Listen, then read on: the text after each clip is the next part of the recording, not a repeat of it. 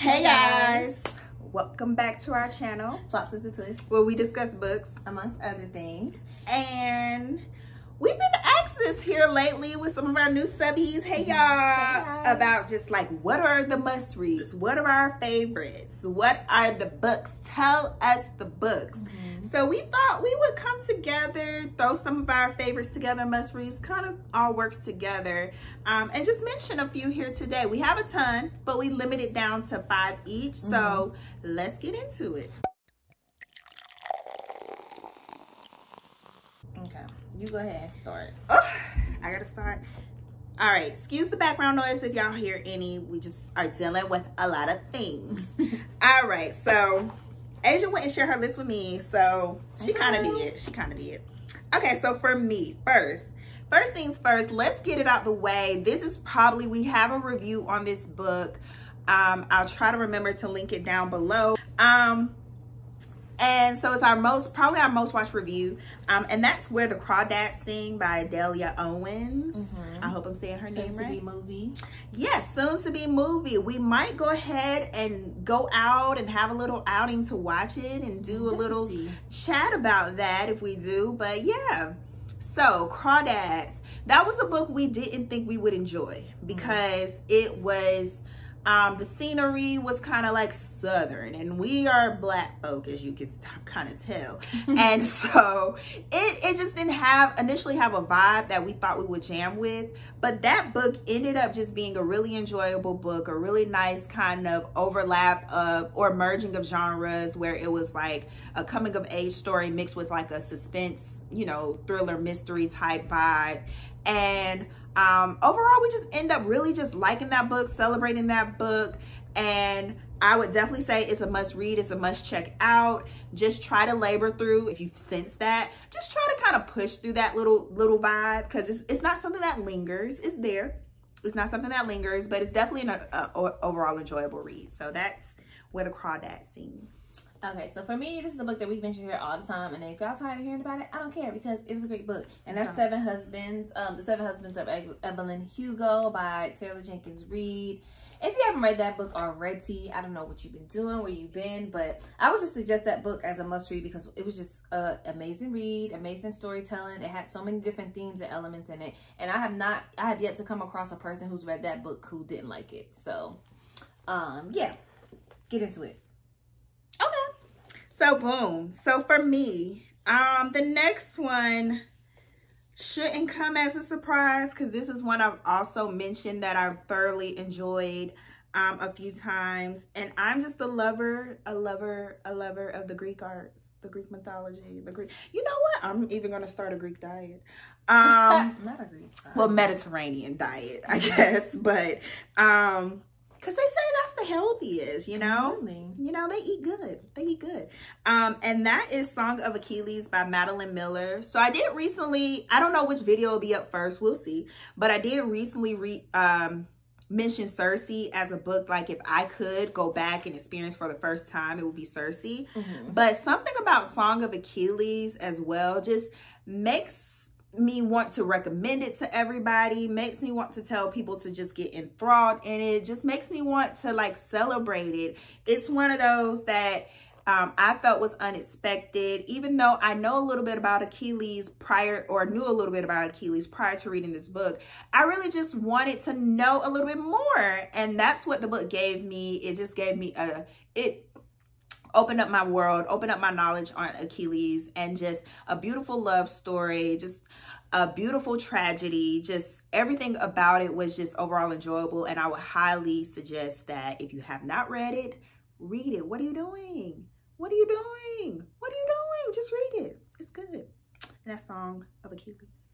Okay, so next on my list as a must read is Sula by Toni Morrison. I talked about that book. She loved that book. It was a good, did you read it? No. Yeah, Sula by Toni Morrison is just one of those books where I think it was like the second book I read by, or was it the first? I'm not sure. But it was either the second or first book that I read by her, and I just truly enjoyed it. It's a short book. It's just a book about womanhood, friendship. And yeah, if you haven't read anything by Toni Morrison and you just feel like, oh, it may be too literary or just not your jazz or whatever, that's your jam, that's what I meant to say. Try Sula. I've just really enjoyed that book, and I think it's an important book for women to read, like about friendships and stuff. So, yeah. I'm gonna read it. Girl, I'm not worried about you no more. So, what's next for you? Wait till I do my TBR and I'll be like, Sula, she gonna be like, ow, she gonna throw her stuff. I want you to be like, I didn't like it because it was Black trauma and I didn't want to read about that. That's me, yes. And so next is probably a recent one that I feel like I haven't really heard about. Get on my list. I haven't really seen a lot of people talk about it. I saw it, like it came across my radar on Instagram, but it was like literally the one person I seen talk about it. And this was a surprisingly really good book, and that's Sorrow and Bliss by Meg Mason. I've seen people talk about it a little bit here and there. Why you ain't read it? I did read that. Oh. Didn't we do a book review? Oh. I definitely read that, Kristen. Please. You're crazy. I can't remember. I'm sorry. I know. We read so many books that it's like. It's just, you know, the days blend together. But, okay. So, Sorrow and Bliss was one that, again, it surprised me. I wasn't expecting what I got out of the story. It's very kind of, just one of those books where you get enthralled and pulled into someone's life, and it's conversations about mental health. It's just one of those things that kind of does something to you that you really don't anticipate, especially as you're reading. It's one of those kind of like food for thought books that you get to the end and you're like, that moved me. What? It's like, I have a heart. I have, you know, it's just one of those books that did that to me. And I just think it's one that you must check out, must go ahead and read. One, like I said, I don't see enough. So, hey, y'all, check it out. Check it out. Check it out. Sorrow and Bliss. Check it out. Okay. All right. So next on my list. Boom, boom, boom. Okay. So next on my list, and I'm just go ahead with another book that we talk about here on the channel, which we haven't actually mentioned in a while. I think we've tried to like not mention it because we mentioned it so much. And that's A Man Called Uve by Frederick Bachman. It's just one of them books, y'all. You just have to. If you don't read anything on this list, and not even including the stuff that we haven't mentioned yet, or including the stuff we haven't mentioned yet, please read A Man Called Uve, or Uve, however you say it. It was just such a great read. It's sad, it's funny, it's heartwarming, it's heart-wrenching. Like, it's just all the things. And it is one of those books. Yeah, no, I didn't watch it though. You gotta read. Yeah. I ain't got time. So, right. So it's just one of those books that I just feel like I could suggest that book to anybody, and if they can read it and get through it, they will enjoy it. Like, they would just love it. So the key word, they have to get through it. Yeah. Because I've suggested it, and people are like, girl, I couldn't get into it. And really? I'm like, I know, but just try. Just try. Like, it really is just a great read, great book. And yeah. All right. Well, speaking of Frederick Bachman, you know he had to make my list as well. Always. He's one of our faves. Well, at least mine. I'm not gonna speak for you because I've read way more Frederick Bachman than her. But you know, he has all the short stories on Scribd. I don't know how to say it. We just been saying Scribd. Y'all know what we talking about. I think it's Scribd. They got a commercial, so let's see. And it's Scribd. I don't know. Scribd sounds stupid. They should change it to Scribd. It's like subscribed. But yeah, no. All right. But he has all his short stories on there. But this one is one that I have seen celebrated. Just the perfect capturing of just many voices, many perspectives surrounding one event.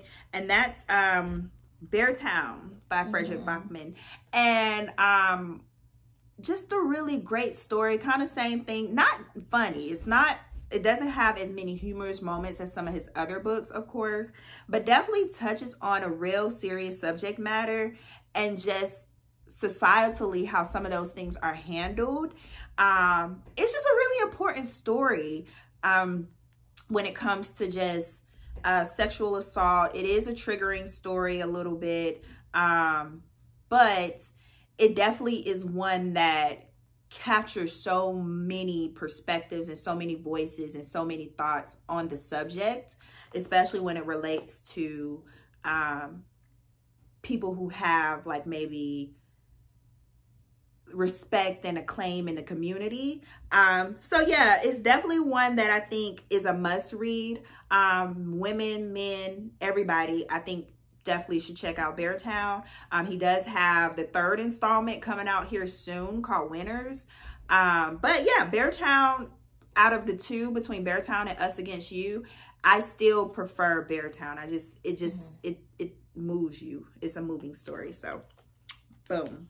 So next on my list is going to be Dominicana by Angie Cruz. And I've talked about that book here a million times too. And I just love that book. It was just one of those stories where you just like really, it was kind of, I want to say it was almost a little triggering, because the main character did deal with a lot of like just different things, abuse being one of them. But it was just so well written, and you just really rooted for the character and just wanted to see that girl like win and get out of her situation and do better. And I just really, really enjoyed it. And yeah, I love that book. It will always be like in my, I'll say in the top list for me. And I just know that she had like some other books, and I didn't even know. She had a lot of other books. So I'm gonna check that out. Yeah. But yeah, that's Dominicana by Angie Cruz. All right, my last must read. I've been shying away from mentioning these books from multiple lists we've had so far, so I should get some kudos, thank you. But y'all see it. It worked out. Harry Potter. Oh, wow. Harry Potter, the whole series. Just go ahead and read it. If you haven't read it, just give in. Just give in.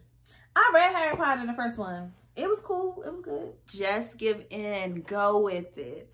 Go with it. I'm going to read it again eventually. Maybe I'll read it with my kids when I have some. Read with your thing. He don't read stuff like that. He might be with though. Okay then. So Harry Potter, I don't feel like I have to say why you must, but I guess I should, because if you haven't read it, yeah, I guess I have to do some convincing. It has everything. Good versus evil, magic. But if you don't like magic, it's real stories about heartwarming characters, great character development. You understand who this person is. And yeah, it's just very much climactic, action-filled. I love all the genres, all the things you want in a book. It has it as you go along the series. It's just a really overall great story. And even, you know, some series get to a point where it's just like, where can you go with this? Where can you go with this? Where can you go with this? You never, at least in my opinion, and why I'm trying to convince you, you never face that moment when you're reading Harry Potter. It's not like, oh, is this going to end? It's like, let's keep going. Yes. And even how it ended, you had some things, you know, where you're like, oh my God. But the ending was satisfying. It's just a great series. Yes, it's 7 books, but do it. Not 7 books. That's a long series. But books start off short and then they get longer and longer and longer.